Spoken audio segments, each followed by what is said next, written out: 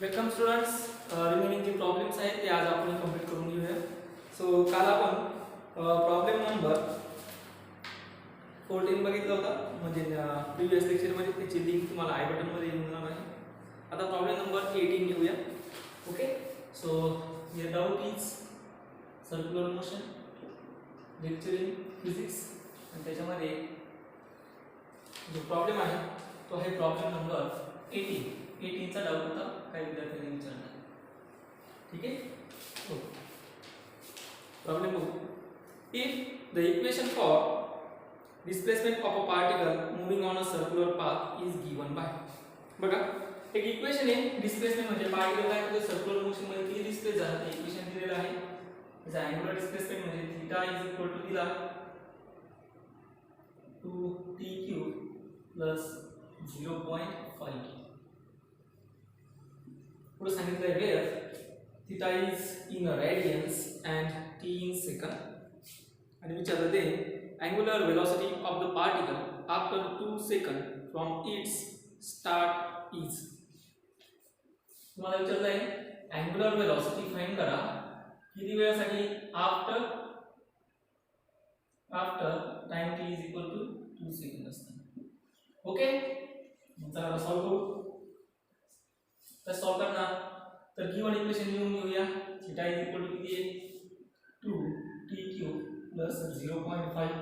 विचारलं काय angular velocity विचारली, दिलेलं काय angular displacement.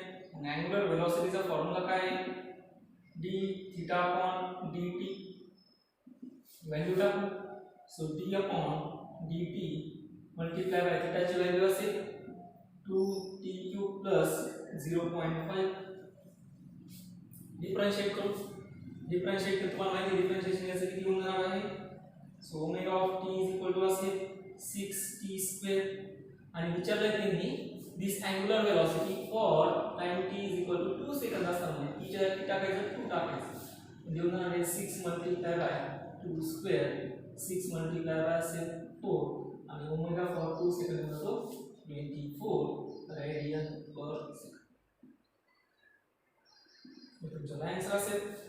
So we get option C. 18 चा ऑप्शन सी आहे तो करेक्ट. ओके, ठीक. आता यानंतरचा होता प्रॉब्लेम नंबर 19. त्याच्या खालीच लगेच डाऊट होता. प्रॉब्लेम नंबर 19 बघूया. A body of mass capital M नहीं sorry small m is hangs at one end of a string of length L, the other end of which is fixed. It is given a horizontal velocity so that the string would just reach where it makes an angle of 60 degree with the vertical. And विचारलंय the tension in the string at mean position is. At mean position ला tension तुम्हाला विचारलंय. ठीक आहे, चला हम solve करू. Problem खूप easy आहे, उत्तर समजून घेऊया. बघू.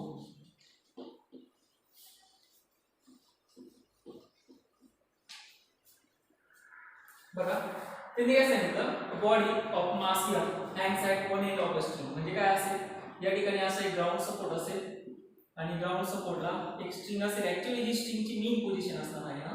बरं, आता काय केलं, ठीक आहे, याला घेतो this is the mean position of the string. ही लेंथ असेल आणि the other end which is fix म्हणजे स्ट्रिंगचा हा एंड काय असेल फिक्स असेल. त्यानंतर त्याला एक हॉरिझॉन्टल वेलोसिटी दिली. किती अँगलनी तर बघा या ठिकाणी हा अँगल किती आहे तर हा थीटा इज इक्वल टू दिलेला आहे त्यांनी 60 डिग्री. मग त्यांनी काय केलं या theta is equal to 60 degree पासून त्याला हॉरिझॉन्टल वेलोसिटीने रिलीज केलं. या हॉरिझॉन्टल वेलोसिटीने रिलीज जर केलं बरोबर वर्टिकल पोझिशन आणि विचारलं या स्ट्रिंग मध्ये टेन्शन किती असतं. कोणत्या पोझिशनला mean position. This is the mean position that means x is equal to 0. here is x is equal to be called as plus a and x is equal to इकडे जर गेला या ठिकाणी तो असतो x is equal to minus a. म्हणजे a काय आहे अँटीट्यूड आहे, इकडे पॉझिटिव्ह डायरेक्शन आणि इकडे निगेटिव्ह डायरेक्शन. आता हे काय असेल ते बघू, त्याच्याशी आपण सध्या काही केलेलं नाही. ओके, तिने काय केलं इथून जर आपण रिलीज केला तर मीन पोझिशनला टेन्शन किती असेल हे विचार. मग हा काय करतो रे तर असं एक आपण कन्सिडर करणार आहे सर्क्युलर मोशन, म्हणजे हा काय करणार आहे, असं सर्क्युलर मोशन परफॉर्म करणार आहे. पेंडुलम आहे त्याच्यामुळे याचं जे सेंट्रिपिटल फोर्स असेल तो टुवर्ड्स काय असेल, पॉइंट ऑफ सस्पेन्शन. म्हणजे याच्यावर वेट कुठं आलं, हे वेट असेल डाऊनवर्डला, टेन्शन कुठं आलेलं आहे अपवर्डला. मग इथं centripetal force equation of motion जर वापरलं, इक्वेशन ऑफ मोशन, तर ते घेऊन जातं mv²/r इज इक्वल टू असेल E - mg.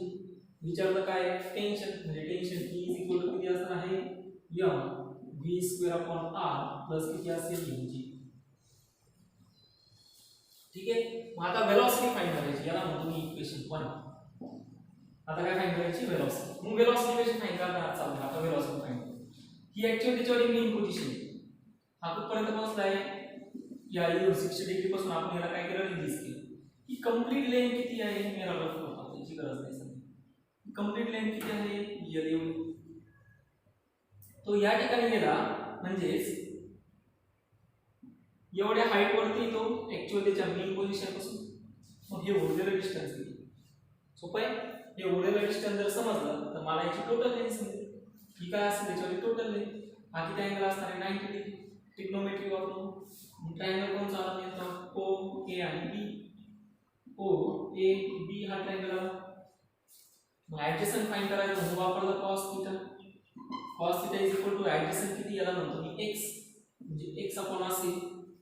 Okay, x upon असेल त्याच्यावर हायपोटेन्यूज, म्हणजे x इज इक्वल टू किती आला, L cos थीटा.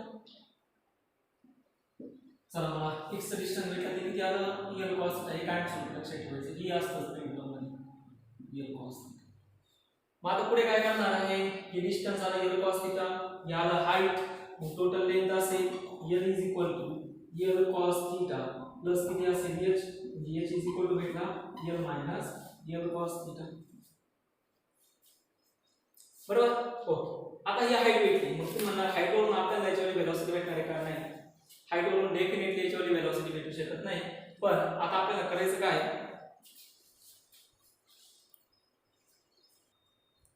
ठीक आहे. आता हाईट भेटली, h is equal to L minus L cos theta. मग या हाईट वरून तो असा रिलीज केला. मग हाईट वरून रिलीज केला म्हणजे त्याला वेलोसिटी प्रोव्हाइड केली. मग या पोझिशन पासून रिलीज केला म्हणजे या ठिकाणी पोटेन्शियल एनर्जीचं कन्वर्जन म्हणजे झालं कायनेटिक एनर्जी मध्ये. म्हणजे याला दिली कायनेटिक एनर्जी आणि या मेन पोझिशनला पोहोचला. या ठिकाणी कायनेटिक एनर्जीचं कन्वर्जन झालेलं आहे पोटेन्शियल एनर्जी मध्ये. मग काय वापरणार, law of conservation of energy. Very good. काय वापरणार, बाय युजिंग, या ठिकाणी घेतो मी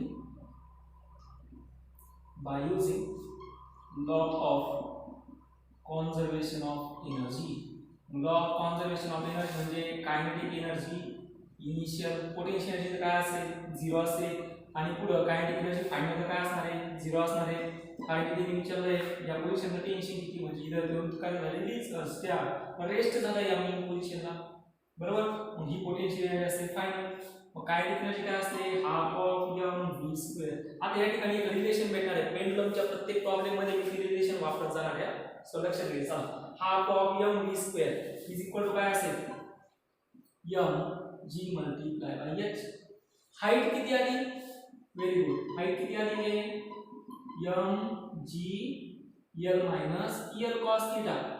काय कॅन्सल झालं, मास आणि mass get cancel. v² is equal to आला 2g, L जर कॉमन घेतला 1 मायनस cos थीटा. म्हणजेच वेलोसिटी भेटते v is equal to root of 2g L 1 minus cos theta. ही वेलोसिटी आहे आणि ही वेलोसिटी पेंडुलमसाठी फिक्स ठेवायची. मी लिहून देतो initial velocity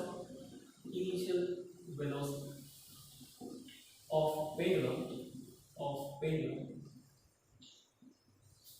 v is equal to असणार आहे रूट 2g L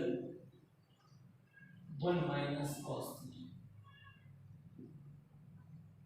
जरा तुम्ही लक्षातच ठेवा v is equal to root 2g L 1 minus cos theta. ठीक आहे. चला मग आता ह्या रिलेशन मध्ये वेलोसिटी फक्त इक्वेशन मध्ये सबस्टिट्यूट करून द्यायची, याला मी लवकर त्याचं काम झालं. ठीक आहे. समजलं असेल तर तुम्ही कंप्लीट करून घेऊ शकता. ओके, चला आता येऊया इकडं. आपलं ऍक्च्युअल टेन्शन इक्वेशन काय आहे, mv² r plus mg t is equal to m multiply m upon r घेतो मी, बरोबर. त्यानंतर याला जी वेलोसिटी प्रोव्हाइड केली ती वेलोसिटी किती आहे, v स्क्वेअर आहे, म्हणजे होणार आहे 2gl 1 minus cos theta plus काय असेल mg. त्याच्यानंतर याची रेडियस किती असणार आहे, त्याच्यावर लेंथ एवढी, म्हणजे इथं असणार आहे t is equal to m upon l 2gl 1 minus cos theta plus किती असेल mg. झालं. काय कॅन्सल होतं, लेंथ आणि लेंथ गेट कॅन्सल, किती आलं t is equal to 2mg 1 minus cos theta. आता थीटाची व्हॅल्यू किती आहे 60 डिग्री, cos 60 प्लस किती असेल mg. cos 60 किती असतो 1/2, 1 मायनस 1/2 म्हणजे किती असणार आहे 1/2. सो 2mg अपॉन 2 प्लस किती असेल mg. 2 and 2 get cancel, t is equal to किती आला mg plus mg, you get 2mg. Clear होतं सर्वांना. सो टेन्शन किती आलं 2mg न्यूटन मीटर, एवढं टेन्शन त्याच्यामध्ये येऊन जाणार आहे. सोपं होता. आता हे समजून कसं घेतलं, मीन पोझिशन होतं, वेलोसिटी कोणच्या फॉर्म्युला फाइंड केली, हा फॉर्म्युला तुम्ही कायम स्वरूपी लक्षात ठेवा, v is equal to root of 2gl 1 minus cos theta. कसं फाइंड केलं हे पण तुम्हाला सांगतो. क्लियर झालं. सो प्रॉब्लेम नंबर 19 चा ऑप्शन नंबर आहे फर्स्ट, ऑप्शन आलाय option A. Option A is equal to किती 2mg. ओके. आता पुढचा प्रॉब्लेम होता प्रॉब्लेम नंबर 20, काही डाऊटला विचारला होता. In a vertical circle of radius r at what point in its path a particle has a tension equal to 0 if it is just able to complete the vertical circle. त्यांनी विचारलं vertical circle मध्ये radius r असताना tension कुठल्या पॉइंटला 0 असतं ते आपण घेतलंय. हायेस्ट पॉइंटला टेन्शन किती असतं 0, म्हणजे त्याचा ऑप्शन येऊन जातो ए. हायेस्ट पॉइंटला टेन्शन किती 0. ओके. चला आता नेक्स्ट आहे 21 नाही 22 नंबरचा. सो 22 नंबर आहे a hollow sphere has a radius 6.4 meter. Minimum velocity required by a motorcyclist at the bottom complete the circle will be. Okay. 22 number problem number आहे 22. सोपा होता. कायनेमॅटिक इक्वेशन नुसार सॉल्व करायचे फक्त. लिनियर कायनेमॅटिक इक्वेशन च्या ऐवजी वापरणार आपण रोटेशनल कायनेमॅटिकल इक्वेशन्स. ओके. चला करूया सुरुवात. त्यांनी काय सांगितलं होतं, एक हॉलो स्फियर आहे, याची रेडियस आहे, radius of the hollow sphere 6.4 metre. त्याच्यानंतर मिनिमम वेलोसिटी, किती मिनिमम वेलोसिटी त्या मोटरसायकलिस्टला ॲट द बॉटमला मिनिमम वेलोसिटी द्यावी लागेल जेणेकरून तो एक कंप्लीट सर्कल परफॉर्म करू शकेल. तर आपण घेतलंय बघा व्हर्टिकल सर्क्युलर मोशनमध्ये, व्हर्टिकल सर्क्युलर मोशनमध्ये ही त्याच्यावर ॲक्च्युअल बॉटमची पोझिशन असते, ही पोझिशन ॲक्च्युअलची बॉटमची असते, ही हॉरिझॉन्टल, ही टॉप, ही सुद्धा हॉरिझॉन्टल. तर हॉरिझॉन्टलला जेवढी वेलोसिटी देतो ॲक्च्युअली ती त्याच्यावरची मिनिमम वेलोसिटी असते, किंवा त्याला पण म्हणलं जातं त्याच्यावर त्याला दिलेली मॅक्सिमम वेलोसिटी. मग हीच वेलोसिटी किती असते, ही असते रूट ऑफ 5gr. ओके. सगळे त्याला लिहून बसू, म्हणजे किती कमीत कमी वेलोसिटी त्याला द्यावी लागेल, ती किती असते रूट ऑफ 5gr. एवढी वेलोसिटी जर दिली तर तो काय करतो, व्हर्टिकल सर्कल परफॉर्म करतो, कंप्लीट करतो. मग ही वेलोसिटी किती असणार आहे, so velocity minimum is equal to simple formula आहे 5gr. व्हॅल्यू टाकून देऊ 5 मल्टिप्लाय बाय g ची व्हॅल्यू किती घेणार 9.8 घ्या आणि रेडियस दिलेली आहे 6.4. हे सॉल्व करा. हे जर सॉल्व केलं तर तुमच्याला आन्सर असेल 17.7 metre per second. So you get option A. Okay. ठीक. चलो नेक्स्ट प्रॉब्लेम नंबर 23. कालच्या जरा हिंट वरती प्रॉब्लेम आहे. ओके. बघूया. A block follows the path as shown in the figure from height h. If the radius of circular path is smaller, then relation that holds good to complete full circle is. बघा तिने काय सांगितलंय, एक block आहे तो आपण जसं diagram दिली आहे, डायग्राम मध्ये तुम्हाला काढून दाखवतो, तशी तुमच्याकडे डायग्राम आहेच. तर तिने काय सांगितलं, एक ब्लॉक आहे, या पद्धतीचा तो असा एक सर्कल परफॉर्म करतोय. आणि तो ब्लॉक कुठून रिलीज करणार आहोत, ब्लॉक या ठिकाणाहून रिलीज करणार. आणि याची जी हाईट आहे ऍक्च्युअली ती हाईट ग्राउंड पासून गेलेली आहे. याची हाईटला म्हणता येईल. आणि हा ब्लॉक काय रिलीज करणार, तर हा ब्लॉक रिलीज केल्यानंतर तो काय करतो, एक असं व्हर्टिकल सर्कल इथं जर आला तो इथून परत इथं जाणार आणि असं व्हर्टिकल सर्कल कंप्लीट करणार. बरोबर ना. मग आता ज्या वेळेस व्हर्टिकल सर्कल वरून कंप्लीट करणार त्यावेळेस तिने विचारलं ही हाईट आहे, ही हाईट त्याला किती हाईट प्रोव्हाइड करावं लागेल. तर मी तुम्हाला मागच्या एका प्रॉब्लेम मध्ये म्हणजे प्रॉब्लेम नंबर ते पण सांगतो. प्रॉब्लेम नंबर 14 मध्ये मी तुम्हाला एक हिंट सांगितली होती किती हाईट प्रोव्हाइड करावी लागते. तर ती हाईट जी प्रोव्हाइड करावी लागते ती असते 5 divided by 2 multiply by r. आता असेल तुम्हाला एवढी हाईट त्याला प्रोव्हाइड करावी लागते. एवढी हाईट जर प्रोव्हाइड केली म्हणजे एवढ्या हाईट वरून जर ऑब्जेक्ट सोडला तरच तो काय करणार आहे, एक व्हर्टिकल सर्कल परफॉर्म करणार. आता जे ऍक्च्युअली तुम्हाला रिलेशन दिले ते ऑप्शन घेऊ. फर्स्ट ऑप्शन फर्स्ट आहे h is less than 5r upon 2. Second आहे h is equal to 5r upon 2. Option C आहे ऑप्शन बी आहे h is greater than 5r upon 2, h is equal to 5r upon 2, and option D आहे h is greater than or equal to 5r. हे आहे option. तुम्हाला object किती height provide करायची आहे, is equal to 5/2r किंवा त्यापेक्षा जास्त. त्याच्यापेक्षा कमी हाईट चालणार नाही म्हणजे पहिला ऑप्शन गेला. त्याच्यापेक्षा जास्त चालेल पण त्याच्या इक्वल टू आहे का नाही म्हणून ऑप्शन बी पण जातो. ऑप्शन सी मध्ये इक्वल टू आहे पण याच्यापेक्षा काय पाहिजे, जास्त पाहिजे म्हणजे हाईट ऍक्च्युअली त्याच्यापेक्षा जास्त आहे म्हणजे ऑप्शन डी पण गेला, ऑप्शन सी पण गेला. पण ऑप्शन डी मध्ये किती हाईट प्रोव्हाइड केली, greater than or equal to 5r divided by. एवढी हाईट तुम्हाला त्याला प्रोव्हाइड करावं लागेल म्हणजे एवढ्या हाईट वरून तो सोडावा लागेल. ती किती पाहिजे 5 डिवाइडेड बाय 2r एवढी पाहिजे किंवा त्याच्यापेक्षा जास्त पाहिजे तरच तो काय करणार, व्हर्टिकल सर्कल परफॉर्म करणार. आणि असा ऑप्शन कोणता होता, ऑप्शन डी आला करेक्ट. क्लियर झालं. ओके चलो नेक्स्ट प्रॉब्लेम नंबर 24 डाउटला होता. A pendulum bob on a 2 metre string is displaced 60 degree with a vertical and then release. What is the speed of bob as it passes through the lowest point in its path. बघा आता actually हा जो problem आहे हा problem number 19 सारखाच आहे म्हणजे 24 आणि प्रॉब्लेम नंबर 19 दोन्ही सेम घेऊया. सो प्रॉब्लेम नंबर 24 इझी आहे फक्त थोडंसं कॉन्सन्ट्रेट जर केलं थोडेसे हिंट जर तुम्हाला समजल्या त्यासाठी तुम्हाला डीपीटी दिलेली असते जेणेकरून तुम्ही डीपीटी सॉल्व्ह करा. घेऊया. A pendulum of bob is a mass like 2m. String is displaced 60 degree with the vertical and then release. बघा मागच्या सारखा सेम प्रॉब्लेम आहे. काय असेल तर ही स्ट्रिंगची ऍक्च्युअल मेन पोझिशन असेल. ही string angle theta is equal to किती होता 60 डिग्रीना रिलीज केली. मग ही हाईट किती असतं, हे असतं l cos थीटा, ही लेंथ असते, ही लेंथ वरून तुम्ही l फाइंड करता आणि याच्यावर वेलोसिटी फाइंड करता जे मागच्या प्रॉब्लेम मध्ये घेतलंय 2gl 1 - cos थीटा हे ऍक्च्युअली घेतलं. आणि पुढे विचारलं what is the speed of Bob as it passes through the lowest point in its path. याला जर वेलोसिटी दिली ना याला किती वेलोसिटी दाब मिळतो या म्हणजे ऍक्च्युअली ज्या वेळेस तो या मेन पोझिशन मधून पास होणार त्यावेळेस त्याची लोएस्ट पॉइंटला स्पीड किती असेल, या लोएस्ट पॉइंटला पास होताना स्पीड किती असेल. मग ऑलरेडी तुमच्या समोर आहे सगळं व्हॅल्यू टाकून द्या.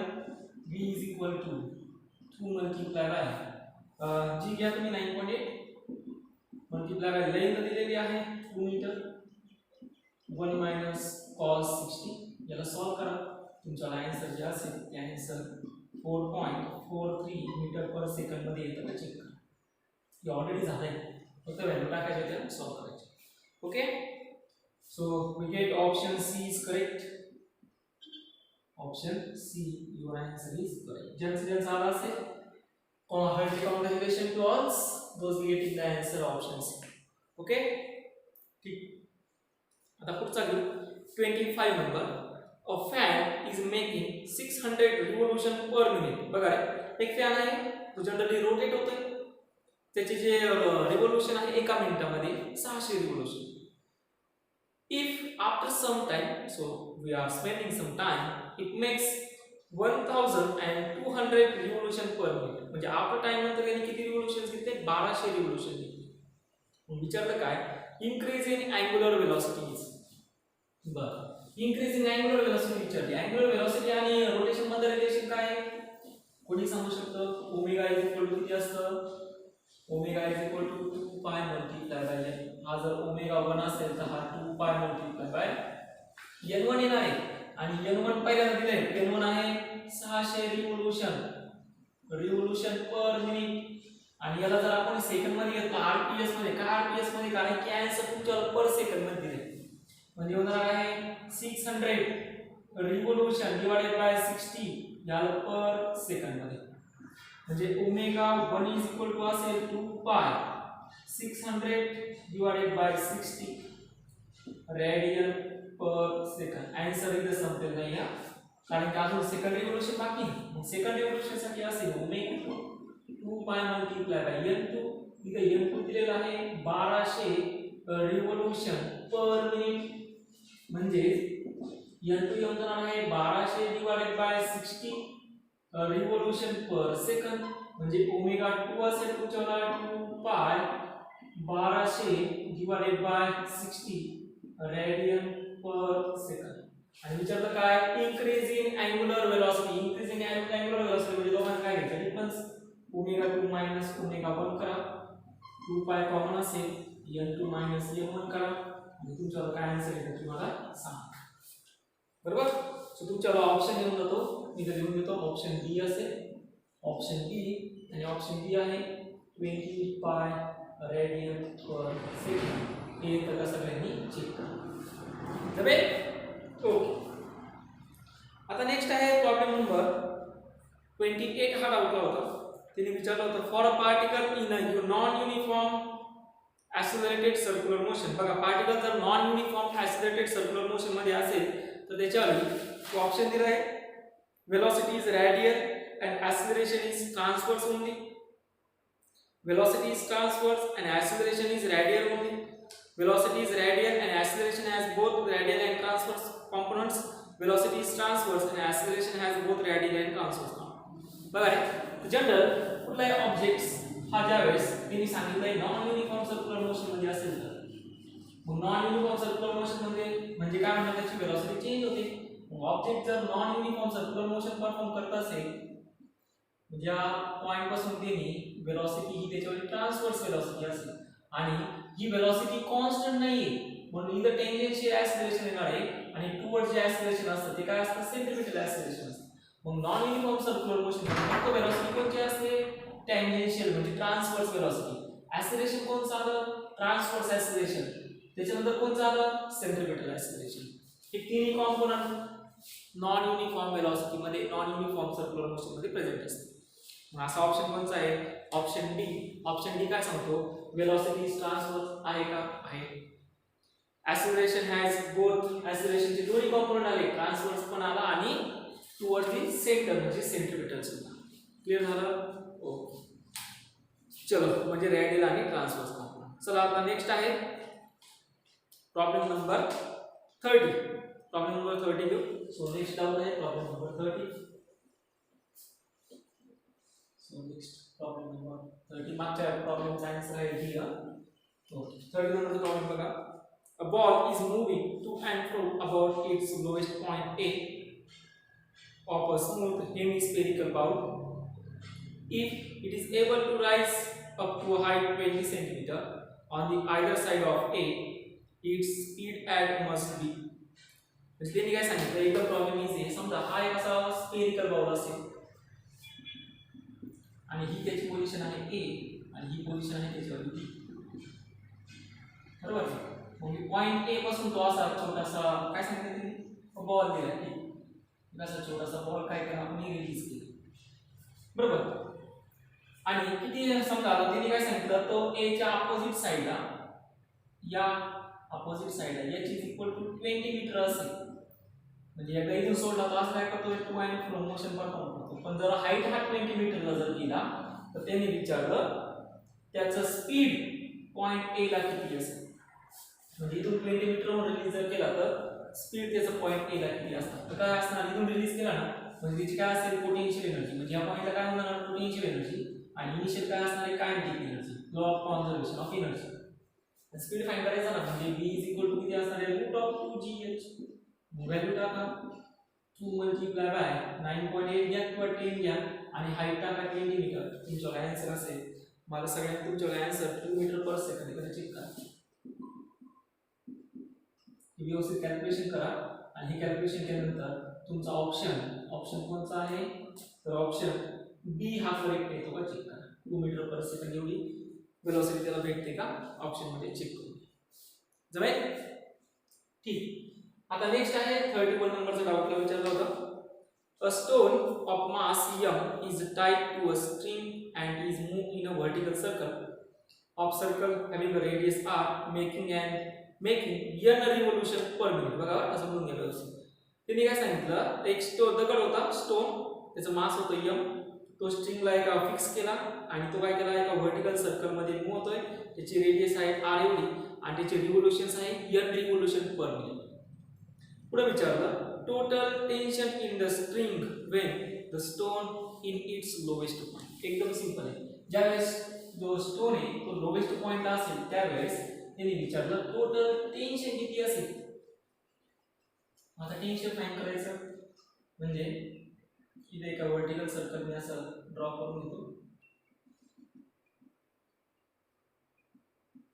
हे व्हर्टिकल सर्कल आहे, त्यानंतर ही स्ट्रिंग असेल बरोबर. स्ट्रिंगचं त्यांनी काय दिलंय का चेक करून घेऊ. त्याची रेडियस आहे r आणि इथं त्याच्यावर वेट असेल डाऊनवर्डला, टेन्शन असणार आहे अपवर्डला. This is the lowest position b, this is the highest position a and it performing the vertical circular motion. What they are asking total tension at the lowest point. Tension किती असेल, equation of motion वापरणार. Equation of motion जर घेतलं तर mv²/r t minus काय असेल mg बरोबर. म्हणजे टेन्शन t असणार आहे mv²/r mg. आणि त्यांनी ऍक्च्युअली काय दिले तर हा n रिव्होल्यूशन परफॉर्म करतोय, म्हणजे ज्यावेळेस तुम्ही सोडणार त्यावेळेस तो काय करतो n रिव्होल्यूशन पर एका मिनिटामध्ये n रिव्होल्यूशन परफॉर्म करतो. म्हणजे आपल्याला जी वेलोसिटी आहे ती आता अँग्युलर लिनियर वेलोसिटी आहे, ही कशामध्ये दाखवायला लागणार आहे अँग्युलर वेलोसिटी. म्हणजे v लिनियर आणि अँग्युलर वेलोसिटी मध्ये रिलेशन काय आहे, v r multiply by omega. So t m r² omega square upon r plus mg. r and r get cancel, so t r आहे m r omega square plus mg. What is the relation between omega and angular velocity? 2 pi multiplied by n. चला value substitute करून घेऊ. so t असेल m common निघाला, मध्ये असणार आहे r 4 pi square n square plus g. Okay, आणि हे n रिव्होल्यूशन आहे, n revolution per minute, n revolution per minute. म्हणजे हे येऊ शकतं n रिव्होल्यूशन पर सेकंड बरोबर. एका मिनिटामध्ये 3 सेकंद असतात 60 सेकंद, हे झालं रिव्होल्यूशन पर सेकंड. ओके, ही भेटली n ची व्हॅल्यू. आता n ची व्हॅल्यू याच्यामध्ये टाकून घेऊ. t m 4 pi r multiply by 4 pi square n square आपण इथं असणार आहे 3600 प्लस किती असेल g. म्हणजे याला जर घेतलं तर असेल m multiply by r pi square n square इथं 900 प्लस g. असा ऑप्शन पुढे चेक करा. सो ऑप्शन आहे का बघूया. ऑप्शन आहे, option number D. So you get option D is correct. सोपं होतं. लोवेस्ट पॉइंटला टेन्शन अपवर्डला, सेंट्रिपेटल फोर्स अपवर्डला, वेट डाऊनवर्डला, इक्वेशन ऑफ मोशन वापरलं mv²/r t mg. टेन्शन साइडला आला तर इक्वेट केलं. वेलोसिटी अँग्युलर वेलोसिटीच्या टर्म्स मध्ये विचारले, कारण n रिव्होल्यूशन दिले म्हणून लिनियर वेलोसिटी अँग्युलर वेलोसिटी मध्ये रिलेशन सबस्टिट्यूट केलं, ओमेगाची व्हॅल्यू सबस्टिट्यूट केली आणि रिव्होल्यूशन पर मिनिट होतं पर सेकंड मध्ये कन्वर्ट करून घेतलं. तुमच्याकडे आन्सर इझी होतं. ओके, चलो नेक्स्ट. ठीक, पुढचा प्रॉब्लेम आहे as per given figure to complete the circular loop what will be the radius if the initial height is 5 meter. बघा 32 नंबरचा प्रॉब्लेम आहे, थोडा उत्तर दे तुम्ही. इजी आहे, फक्त मी तुम्हाला एक रिलेशन फाइंड आउट करून दिलाय. h is equal to 5/2 multiplied by r. हा फॉर्म्युला वापरा, तुम्हाला या टाइपचे सगळे प्रॉब्लेम सुटत जातील. ओके, सिंपल आहे. तुम्हाला सांगितलं एखाद्या ऑब्जेक्टला जर सर्क्युलर मोशन परफॉर्म करायचं असेल तर किती हाईट द्यावी लागते, h is equal to 5/2 multiplied by r किंवा त्यापेक्षा थोडीशी जास्त.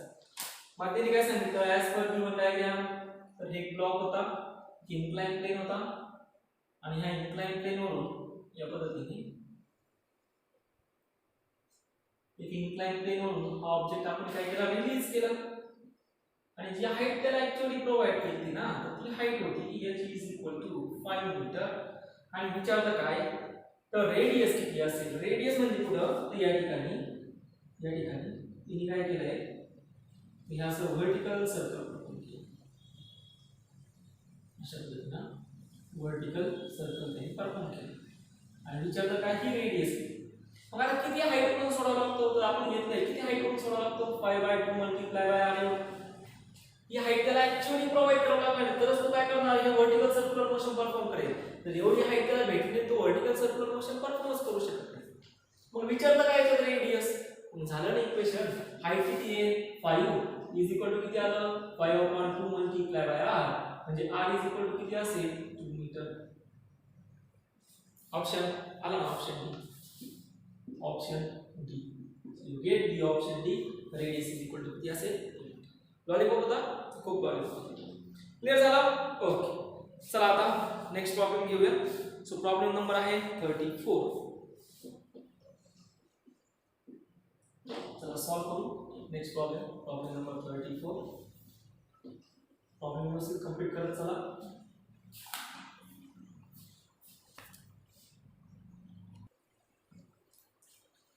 सो नेक्स्ट आहे प्रॉब्लेम नंबर 34. बघू.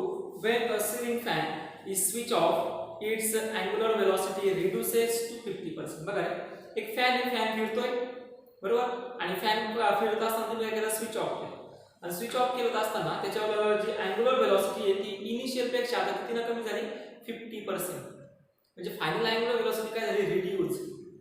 ओके, आणि व्हाईल इट मेक्स 36 रोटेशन. ज्यावेळेस वेलोसिटी रिड्यूस होत होती त्यावेळेस रोटेशन किती झाले, 36 रोटेशन मध्ये त्याची वेलोसिटी अँग्युलर वेलोसिटी फॅनची काय झाली, कमी झाली. पुढे, how many more rotation will it take before coming to rest. त्यांनी विचारलं ज्यावेळेस तो फॅन रेस्ट पोझिशन येऊन जाणार आहे त्यावेळेस तो किती अजून जास्त रोटेशन, तो 36 पेक्षा म्हणजे त्याच्यापेक्षा किती जास्त रोटेशन तो घेऊ शकतो. प्रॉब्लेम इझी आहे. बघा, फॅन होता, फॅन काय केला, बंद केला. फॅन बंद करत असताना म्हणजे हा फॅन असेल, इथं सिलिंग काय जॉईन केलेला बरोबर, त्याचे ब्लेड्स असतील आणि हा फॅन असा फिरत असताना, फॅन वाटतं की असा फिरत असताना याची जी अँग्युलर वेलोसिटी आहे ती अँग्युलर वेलोसिटी स्विच ऑफ केल्यामुळे रिड्यूस झाली. म्हणजे फायनल अँग्युलर वेलोसिटी ही ओमेगा 0.2 आहे, 50% रिड्यूस झाली म्हणजे हाफ झाली. पहिली किती होती, ओमेगा 0 इनिशियल होती, बंद केला म्हणजे हाफ झाली, म्हणजे किती आली, ओमेगा 0.2. ओके, ठीक. आणि त्यावेळेस नंबर ऑफ रोटेशन किती घेतले होते, 36 रोटेशन्स काय दिले का, पर मिनिट वगैरे काय, फक्त नंबर ऑफ रोटेशन. म्हणजे एवढा डिस्प्लेस झाला, 50% रिड्यूस झाला, किती डिस्प्लेस झाला, 36. ठीक आहे. म्हणजे याचा डिस्प्लेसमेंट किती असेल, थीटा इज इक्वल टू 2 पाय मल्टिप्लाय बाय n, म्हणजे थीटा इज इक्वल टू 2 पाय मल्टिप्लाय बाय किती असेल, 36. ठीक. नंतर त्यांनी विचारलं ज्यावेळेस त्याची फायनल वेलोसिटी 0 होऊन जाणार आहे, फायनल वेलोसिटी 0 होऊन जाणार आहे त्यावेळेस त्याची रोटेशन्स. क्लियर झालं. मग आता कायनेमॅटिक इक्वेशन. मग असं कायनेमॅटिक इक्वेशन शोधा ज्याच्यामध्ये इनिशियल अँग्युलर वेलोसिटी पाहिजे, फायनल अँग्युलर वेलोसिटी पाहिजे आणि अँग्युलर डिस्प्लेसमेंट पाहिजे. आणि ऍक्च्युअली याचं जे ऍक्सिलरेशन आहे ते ऍक्सिलरेशन काय होतंय, डिक्रीज होतंय. मग असं कायनेमॅटिकल इक्वेशन कोणतं आहे, तर ते आपलं कायनेमॅटिकल इक्वेशन आहे. पहिले कायनेमॅटिकल इक्वेशन लिहून घेऊ, omega is equal to omega 0 plus alpha multiply by t बरोबर. पुढे असतं theta is equal to omega 0 t plus half of alpha multiply by t square. आणि लास्ट असतं ओमेगा स्क्वेअर ओमेगा म्हणजे v square is equal to u square plus 2as असतं ना, त्या पद्धतीने होणार आहे 2 अल्फा मल्टिप्लाय बाय थीटा. मग पहिल्या याच्यामध्ये टाइम आहे, दुसऱ्या याच्यामध्ये काय नाही, म्हणजे पहिले दोन्ही इक्वेशन निघून जातात कारण की टाइमचं रिलेशन नाही. मग आता तुमचं इक्वेशन 3 तेच तर वापरायचं.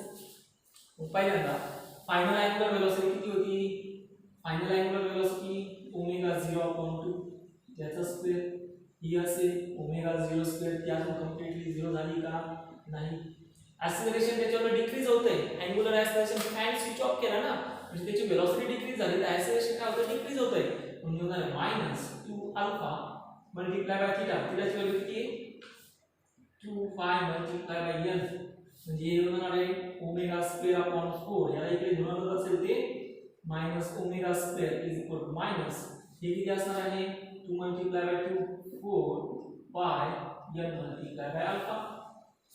आणि n रोटेशन दिले ऍक्च्युअली आणि ते रोटेशन आहे 36.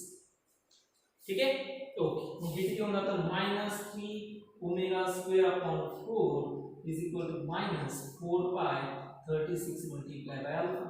मायनस मायनस काय झाले प्लस झाले म्हणजे 3 omega square upon 4 multiply by 4 pi multiply by 36 ही ऍक्च्युअल व्हॅल्यू असणार आहे अल्फाची. इक्वेशन काय भेटलं आपण सिंपल काय फाइंड करून घेतलं, ऍक्सिलरेशन फाइंड करून घेतलं रे, काही एक्स्ट्रा काय नाही केलं तर काय फाइंड करून घेतलं ऍक्सिलरेशन. क्लिअर झालं सर्वांना ओके. आता पुढे काय फाइंड करायचं तुम्हाला फायनल अँगुलर वेलोसिटी 0 असताना नंबर ऑफ रोटेशन किती. मग परत हेच kinematical equation omega final square is equal to omega initial square plus 2 alpha multiply by theta आणि याला म्हणतो आता theta prime. n prime find करायचं आहे ना आणि थीटाचं रिलेशन काय थीटा इज इक्वल टू किती असतो 2 पाय मल्टिप्लाय बाय n. फायनल किती आले 0. हा काय असणार आहे ओमेगा स्क्वेअर प्लस किती असणार आहे 2 अल्फा. ऍक्च्युअली प्लस असेल का नाही अल्फा रेड्यूस होतो म्हणून किती असणार आहे मायनस आणि इथे किती असणार आहे 2 पाय मल्टिप्लाय बाय n प्राइम. काय फाइंड करायचं आहे n प्राइम 2 मल्टिप्लाय बाय 2 किती आलं 4. याला इकडे गुण आलो म्हणजे omega square is equal to 4 pi alpha म्हणजे काय असणार आहे n प्राइम. आता n प्राइम फाइंड करायचा म्हणजे n prime is equal to omega square आपण असणार आहे 4 पाय अल्फा. चला व्हॅल्यू टाका. अल्फाची व्हॅल्यू आली ना, अल्फाची व्हॅल्यू किती आली ओमेगा स्क्वेअर अपॉन 4 पाय. अल्फाची व्हॅल्यू आहे 3 ओमेगा स्क्वेअर मल्टिप्लाय बाय असणार आहे 4 multiply by 4 pi multiply by 36. 4 पाय and 4 pi get cancel omega square get cancel. So n prime is equal to असणार आहे 4 मल्टिप्लाय बाय 36 डिवाइडेड बाय 3. हे होणार तर 4 मल्टिप्लाय बाय 12 म्हणजे n prime is equal to आलेला आहे 48. सपोज फक्त कायनेमॅटिक इक्वेशन वापरायचं व्हॅल्यू टाकायच्या ज्याची व्हॅल्यू असते 2 पाय n. ही सगळ्या इक्वेशन मध्ये सबस्टिट्यूट केलं आपल्याला n प्राइम भेटला. You get the option D is correct. Option D your answer is option D. किती रोटेशन्स ज्यावेळेस तो फॅन पूर्ण स्विच ऑफ रेस्ट पोझिशन होता ना त्यावेळेस त्याने ऍक्च्युअल किती रोटेशन घेतलेले असणार आहे 48. हे केव्हा बघितलं ज्यावेळेस त्याचे 50% पासून खाली रोटेशन झाले त्यावेळेस म्हणजे रिमेनिंग 50% ला किती आले 48. क्लिअर झालं ओके. सो नेक्स्ट आहे प्रॉब्लेम नंबर 39. ठीक आहे घेऊ. आता प्रॉब्लेम नंबर 39 काय आहे बघा. The coordinates of a moving particle समजून घ्या व्यवस्थित. The coordinates of a moving particle at any time t are given by x is equal to alpha t cube and y is equal to beta t cube. The speed of the particle at time t is given by विचारलं त्यांनी speed किती असेल ते particular time साठी. ठीक आता जे equation दिले ते सबस्टिट्यूट करू. सो नेक्स्ट आहे प्रॉब्लेम नंबर 39. प्रॉब्लेम इझी आहे तुम्ही फक्त थोडंसं कॉन्सन्ट्रेट करत चला.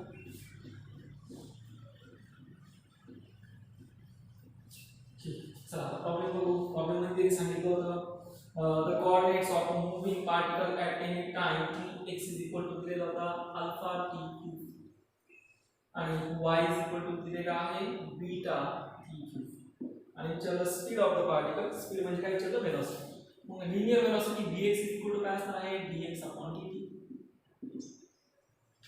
बरोबर ना. टाका व्हॅल्यू डी आपण काय असेल dt अल्फा इंटू काय असणार आहे tq म्हणजे किती आलं 3 अल्फा t स्क्वेअर या velocity around x direction similarly velocity around y dy आपण किती असेल dt व्हॅल्यू टाकून घेऊ d अपॉन dt इंटू असेल बीटा tq म्हणजे 3 बीटा t स्क्वेअर आलं आणि जर ऑप्शन चेक केला तर ऑप्शन मध्ये तुम्हाला अल्फा आणि बीटा दोन्ही आहे म्हणजे तुम्हाला ऑप्शन मध्ये vx आणि vy चे काय विचारले मॅग्निट्यूड म्हणजे नेट वेलोसिटीची काय विचारली मॅग्निट्यूड कशी फाइंड करतो very good vx square plus vy square मग टाका व्हॅल्यू vx स्क्वेअर किती आहे 9 alpha square t raise to 4 आणि हा किती आहे 9 beta square t raise to 4 कोण कॉमन निघतं 9 t रेज टू 4 बाहेर जर आला 3t स्क्वेअर असेल रूट ऑफ काय आलं alpha square plus beta square हे असेल तुमचं आन्सर बरोबर ऑप्शन कोणता आहे option C so get option C lollipop होता एकदम लॉलीपॉप ओके सो नेक्स्ट आहे प्रॉब्लेम नंबर 41 ओके आता प्रॉब्लेम नंबर 41 काय बघू a body of mass 0.4 kg is wheel in a vertical circle making 2 revolution per second एक body आहे ज्याचा मास आहे 0.4 kg आणि त्याला असं फिरवलाय वर्टिकल सर्क्युलर मोशन मध्ये त्या पद्धतीने दिस वर्टिकल सर्क्युलर मोशन पण काढून देतो आणि किती रिव्होल्यूशन त्यांनी परफॉर्म केले 2 रिव्होल्यूशन एका सेकंड मध्ये 2 रिव्होल्यूशन परफॉर्म केले पुढे if the radius of the circle जी रेडियस आहे त्या सर्कलची ती आहे 2 मीटर आणि विचारलं the tension in the string when the body is at top of the circle find करायला लावलं टेन्शन किती असेल ज्यावेळेस ती बॉडी टॉप ऑफ द सर्कलला असेल तर ओके टेन्शन विचारलं चेक करतो आपण ओके टेन्शन विचार बघा हे ॲक्च्युअली एक वर्टिकल सर्कल असेल त्यानंतर बॉडी आपण रोटेट करायला सुरुवात केली ही पोझिशन बी पोझिशन बी पोझिशन ए मग आता बॉडी पुढे असणार आहे पोझिशन ए पुढे असेल या ठिकाणी येतो या पोझिशन कोणची ए ही असेल याच्यावर ॲक्च्युअल रेडियस हे असेल टेन्शन याच्यावर डाऊनवर्ड हे असेल एमजी डाऊनवर्ड मग काय वापरणार टेन्शन विचारलं नाही नेहमीप्रमाणे काय वापरतो equation of motion equation of motion काय असतं m v square upon r plus sorry is equal to t plus काय असेल एम जी काय दिलंय का काय दिलंय ठीक आहे मास दिलंय 0.4 kg रेडियस दिली म्हणजे आपण घेऊ मास आहे 0.4 kg radius small r is equal to आहे 2 मीटर आणि रिव्होल्यूशन दिले रिव्होल्यूशन म्हणजे नंबर ऑफ रिव्होल्यूशन दिले n is equal to 2 revolution per second ठीक टेन्शन विचारलं म्हणजे m v square upon r minus mg is equal to ती असेल t असेल लिनियर वेलोसिटी रिव्होल्यूशन दिले म्हणजे अँग्युलर वेलोसिटी मध्ये कन्वर्ट करून घ्यायचं r मल्टिप्लाय बाय ओमेगा म्हणजे m r omega square minus mg is equal to ती असेल t व्हॅल्यू टाकून घेऊ m r किती असणार आहे 4 pi square n square minus mg is equal to t सगळ्या व्हॅल्यू टाकून या मास किती आहे 0.4 रेडियस किती आहे 2 multiply by 4 pi square number of revolution आहे 2 स्क्वेअर म्हणजे असणार आहे 4 मास आहे 0.4 multiply by 10 is equal to असेल टेन्शन आणि हे टेन्शन आपण सॉल्व्ह करू आणि ते टेन्शन यायला पाहिजे किती येतं आन्सर मध्ये मला सांग जमेल हो कंप्लीट करून घ्या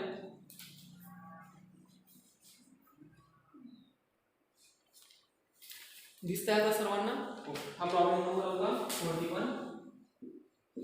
आणि हे सॉल्व करा व्यवस्थित so you get the option त्याचं जे ऑप्शन असेल ते ऑप्शन डी येतं तो बघा 115.86 येतं का चेक करा जमेल. सो नेक्स्ट आहे 50 नंबर. प्रॉब्लेम नंबर डाउनलोड होता 50. ये युनिफॉर्म सर्क्युलर मोशन घेतला आपण. Uniform circular motion both acceleration आणि वेलोसिटी चेंजेस डायरेक्शन. फक्त डायरेक्शन. ऍक्सेलरेशन आणि वेलोसिटीची फक्त काय चेंज होते डायरेक्शन. म्हणजे वेलोसिटीची डायरेक्शन जर चेंज झाली तर ऍक्सेलरेशन आपण जे प्रेझेंट करतो डायरेक्शन मॅग्निट्यूड नाही. पुढे आहे for a body moving in a circular path. Okay, एक बॉडी आहे सर्क्युलर पाथ मध्ये मूव्ह होते. अ कंडिशन फॉर नो स्किडिंग म्हणजे कंडिशन जे आहे जनरली बॉडी फॉल नाही झाली पाहिजे त्या सर्क्युलर मोशन होऊन किंवा तिने ट्रॅक नाही सोडलं पाहिजे. त्याच्यासाठी कंडिशन काय आहे, त्याच्यासाठीची कंडिशन जो फ्रिक्शन फोर्स असतो तो फ्रिक्शन फोर्स काय घ्यावा लागतो जास्त घेतो. म्हणजे समजा प्रॉब्लेम नंबर आहे 51. प्रॉब्लेम नंबर 51 मध्ये आपण घेणार आहोत की एखादी बॉडी जर सर्क्युलर मोशन परफॉर्म करत असेल त्या ठिकाणी आणि या ठिकाणी असेल किंवा या ठिकाणी असेल कुठल्या पोझिशनला घ्या तर इथं काय होतं त्याचा नॉर्मल रिएक्शन ऍक्ट होतो, इथेही नॉर्मल रिएक्शन ऍक्ट होतो आणि इथेही नॉर्मल रिएक्शन ऍक्ट. आणि बॉडी आणि या सर्क्युलर मोशन मध्ये इथं काय असतं, बॉडी जर खाली जात असेल तर इकडे काय असतं फ्रिक्शन असतं, इकडे जात असेल तर ह्या डायरेक्शनला काय असतं फ्रिक्शन असतं आणि इथं असेल तर इकडे काय असतं फ्रिक्शन असतं. आणि दुसऱ्या याच्यावरती जो सेंटरला टुवर्ड सेंटर असतो म्हणजे इथं फोर्स असतो mv² आपण. आणि जर आपण घेतलं तर हे mv² आपण आपण बॅलन्स करता येईल आणि m किती असतो ते घेतला आपण तो असतो μm च्या टर्म. ओके, आता हे रिलेशन तुम्हाला बघायचं. जर हे रिलेशन बघितलं तर बॉडीला सर्क्युलर मोशन जर परफॉर्म करायचं असेल तर फ्रिक्शनची व्हॅल्यू काय ठेवावी लागते equal to or greater than centripetal force. तरच तो काय करणार आहे सर्क्युलर मोशन परफॉर्म करेल. फ्रिक्शन जर कमी असेल तर सर्क्युलर मोशन परफॉर्म करणार नाही. Option A. Okay, option A. ठीक आहे. तो आता आहे प्रॉब्लेम नंबर 52. प्रॉब्लेम नंबर 52 बघूया. अ कार इंटरेस्टिंग आहे. A car is moving with the uniform speed on a level road. Inside the car there is a balloon. ठीक आहे, कार मध्ये बलून आहे. Is filled with a helium and attached to a piece of string tied to the floor. The string is observed to be vertical. The car now takes a left turn maintaining the speed on a level road. The balloon in the car will be. बघा एकदम problem easy आहे. मी तुम्हाला इथं जरा choice करून दाखवतो. Problem number 52. समजा ही car असेल, कारचे व्हील्स आहेत आणि ही कार काय करते सर्क्युलर म्हणजे जनरली एका ट्रॅक वरती तर या ठिकाणी पुढे येऊन जाणार आणि त्या सर्क्युलर मोशन टर्न घेणार आणि याच्या रूफ वरती तुम्ही काय केलं एक बलून असा फिक्स केला आणि त्याच्यामध्ये कुठला गॅस आहे हेलियम. आणि माहिती तुम्हाला हेलियमचा त्याचा जे म्हणजे गॅस जो असतो तो काय असतो हेवी राहतो. म्हणजे ज्या एअर पेक्षा तो काय असेल लाईट गॅस, थोडा लाईट गॅस असेल बरोबर, हेवी नसते. मग आता काय होणार आहे ज्यावेळेस ही कार लेफ्ट साइडला टर्न घेणार आहे त्यावेळेस त्या हेलियम गॅस जो बलून असेल तो पुढे जाणार आहे तुम्हाला बरोबर. चला ऑप्शन बघू पहिल्यांदा. balloon in the car will be continue to remain vertical. Brush while taking the curve be thrown to the right side, be thrown to the left side. बघा काय होतंय जनरल जी एअर आहे इनसाइड द कार ज्यावेळेस कारचे सगळे काचा वगैरे बंद असतात त्यावेळेस ती बलून पेक्षा काय असते हेवी असते. बलून पेक्षा हेवी असल्यामुळे ज्यावेळेस कार पुढे टर्न घेते तर त्यांनी सांगितलं car now takes a left turn. Car पुढे लेफ्ट टर्न घेते. लेफ्ट हँडला टर्न जर घेत असेल तो जो बलून असेल तो सुद्धा कुठे असणार आहे फेकला जाईल. का बरं तर बलून सुद्धा त्याच्या लेफ्ट साइडलाच फेकले जाणार आहे. का बरं तर एअर जे आहे ना इथं air is heavier inside air is heavier than helium.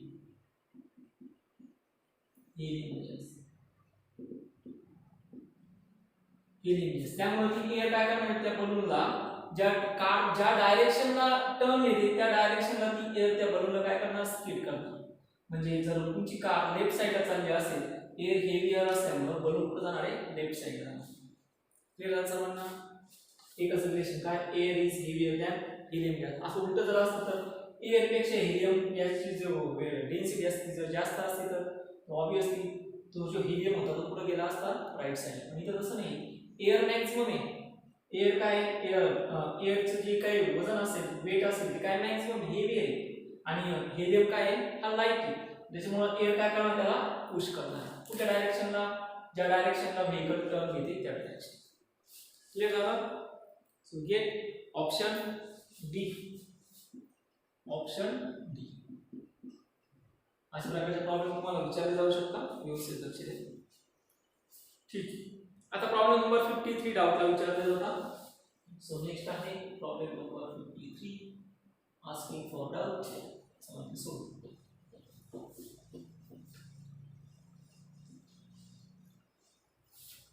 So 53 चा बघू a particle is moving in a circular path of radius r with uniform velocity v the change in velocity when the particle moves from p to q is and then angle दिला आहे angle POQ is equal to 40 degree त्यांनी काय सांगितलं एक object आहे तो particle वरती general या ठिकाणी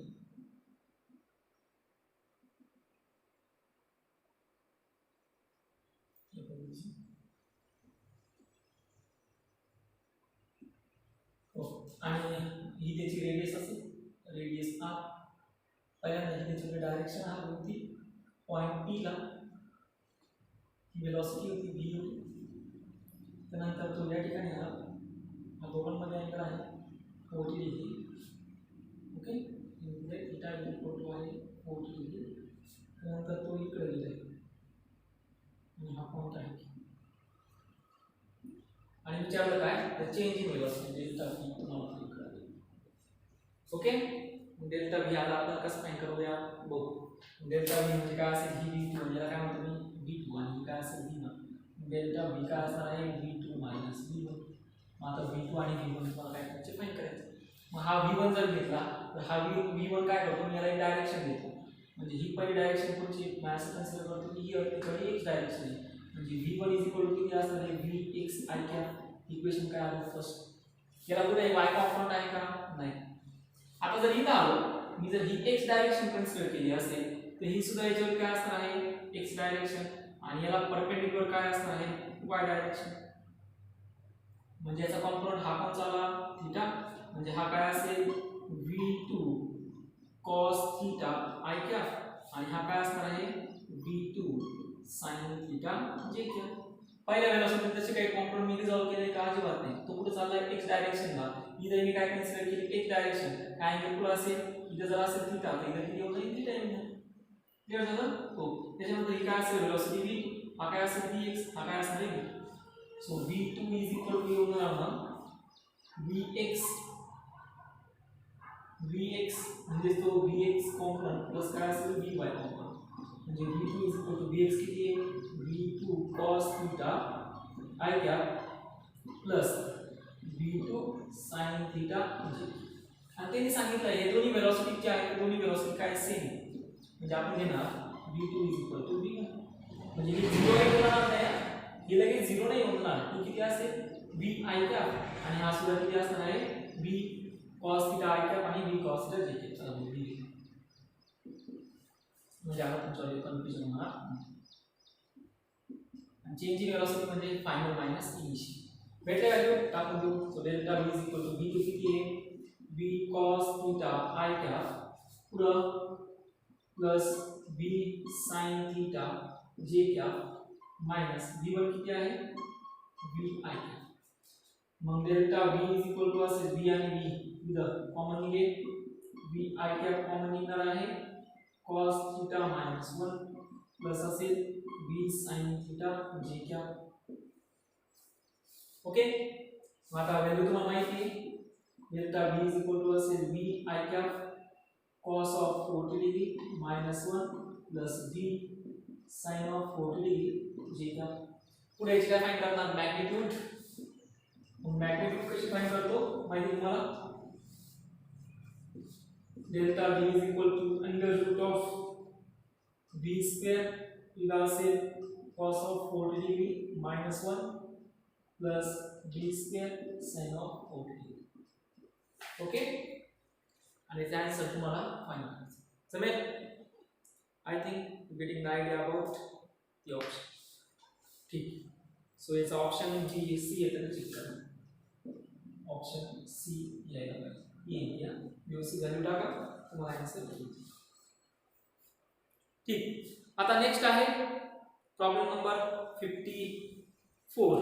ठीक आहे, प्रॉब्लेम नंबर 54 डाउट होता हे झालं असेल ना. ठीक. प्रॉब्लेम नंबर 54 आहे a body is revolving with the uniform speed v in a circle of radius r. the tangential acceleration is. बघा त्यांनी सांगितलं एक बॉडी आहे ती रिव्हॉल्व होते युनिफॉर्म स्पीड मध्ये. युनिफॉर्म स्पीड मध्ये ऍक्सेलरेशन येणार आहे का? नाही. म्हणजे ऍक्सेलरेशन काय असेल? 0. सो यू गेट 54 चा option C. Okay. Tangential acceleration काय असेल? 0 असेल. हा डेफिनेटली सेंट्रिपिटल ऍक्सेलरेशन प्रेझेंट येणार आहे पण टेंजेन्शियल ऍक्सेलरेशन काय असेल? 0 असेल. ओके.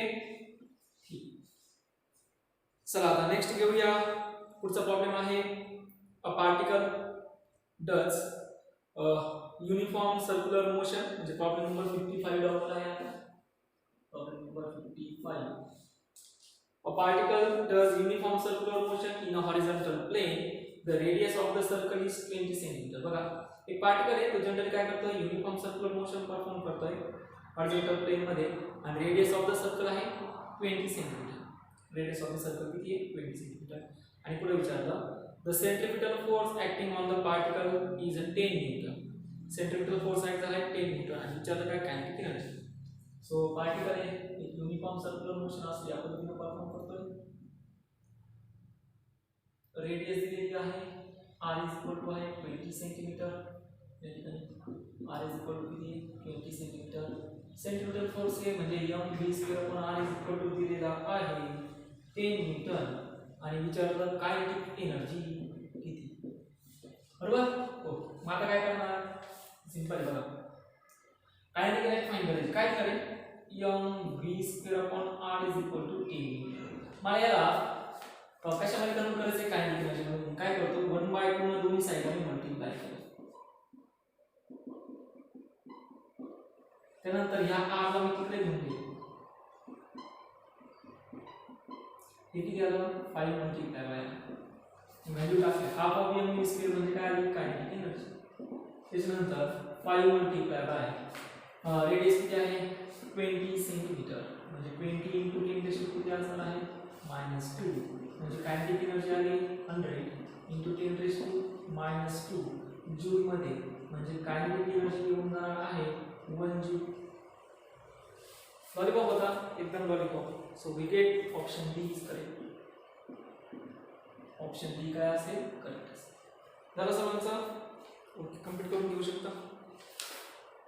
त्यानंतर पुढे 60 नंबर डाऊटला होता. मी तुम्हाला सांगितलंय कालच्या लेक्चरमध्ये. कालच्या लेक्चर जर कोणी बघितलं नसेल तर बेल आयकॉनमध्ये म्हणजे जे आयकॉन ऑप्शन असतं ना त्याच्यावरती तुम्हाला जो प्रॉब्लेम येऊन जाईल. त्याच्यामध्ये प्रॉब्लेम नंबर 60 आणि प्रॉब्लेम नंबर 14 हे दोन्ही काय सेम आहे. ठीक. नेक्स्ट आहे प्रॉब्लेम नंबर 61 घेतो.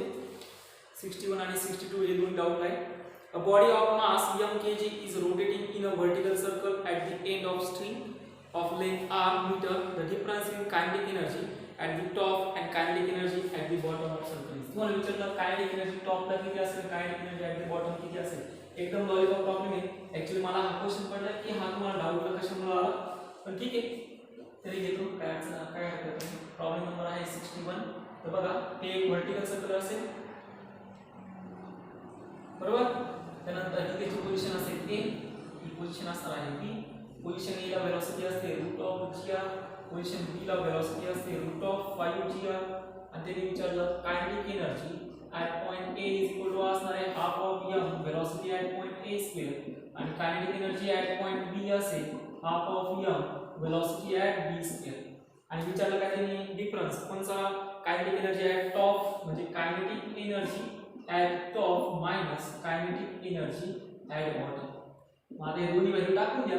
वेलोसिटी ॲट a किती आहे √gr, वेलोसिटी ॲट b किती आहे √5gr. ऑप्शन किती आहे ते चेक करा. जमेल सर्वांना? हो. तुमचं जो ऑप्शन आलं पाहिजे ते तुमचं ऑप्शन येणार आहे 2mgr. 2mgr चेक करा म्हणजे ऑप्शन सी. आणि कायमस्वरूपी लक्षात ठेवायचं कायनेटिक एनर्जी नेव्हर बी निगेटिव्ह. ओके. नेक्स्ट आहे 62 नंबर, लास्ट वन, सगळ्यात शेवटचा प्रॉब्लेम आहे.